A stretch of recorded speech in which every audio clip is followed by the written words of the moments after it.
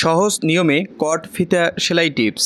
কট ফিতা সেলাই করার জন্য 1.5 থেকে 2 ইঞ্চি চওড়া একটা ওরপ ভাঁজে কাপড় কাটিং করে নিতে হবে। পট্টির লম্বা নিতে হবে আপনার প্রয়োজন মতো। প্রথমে পট্টিটা মাঝখানে এই নিয়মে ভেঙে নিয়ে কোনাকুনিতে কাপড়টা এই নিয়মে কেটে নিতে হবে।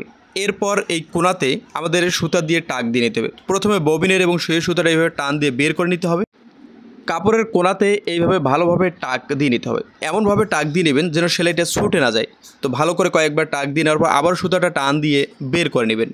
এরপর 4 পাল্লার সুতা আমাদের এই কট ফিতার মাঝখানে এভাবে বসিয়ে দিতে হবে এবং কটের কাপড়টা মাঝখানে ভাঁজ দিয়ে নিতে হবে। এরপর আটকানো সাইড থেকে চিকন ফিটের 1 ফিট সমান করে সেলাই দিয়ে নিতে হবে। যদি কট ফিটা তার টাইট করতে চান তাহলে আরও চিকন করে সেলাইটা দিয়ে নেবেন। শুরু থেকে শেষ পর্যন্ত এক সমান সেলাইটা নিয়ে আসতে হবে। এরপর আমরা ভিতরে যে সুতাটা রেখেছি এই সুতাটা টান দিয়ে নিতে হবে। তো ভালোভাবে এইভাবে টান দিয়ে কটের মাথাটা বের করে নিতে হবে। ফিতার মাথাটা বের না হওয়া পর্যন্ত আপনার আলতো হাতে টান দিতে হবে যেন কটের সুতাটা ছিঁড়ে না যায়। তো এই নিয়মে কটের মাথাটা যখন বের হবে ভালোভাবে টান দিয়ে কট ফিতাটা উল্টিয়ে নেবেন। আশা করি কট ফিতা কী নিয়মে উল্টিয়ে নিতে হয় তা আমি আপনাদেরকে বোঝাতে পেরেছি। তো ভিডিওটি আপনার উপকারে আসলে শেয়ার করুন। ধন্যবাদ।